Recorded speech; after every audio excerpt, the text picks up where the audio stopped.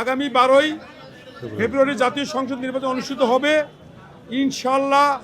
আমার দল বাংলাদেশ জাতীয়তাবাদী দল বিএনপির আমি ধানেশিশি মার্কা রংপুর 4 আসনের একজন প্রার্থী। আমি সেই নির্বাচনে প্রতিদ্বন্দ্বিতা করছি। আমি ইনশাল্লাহ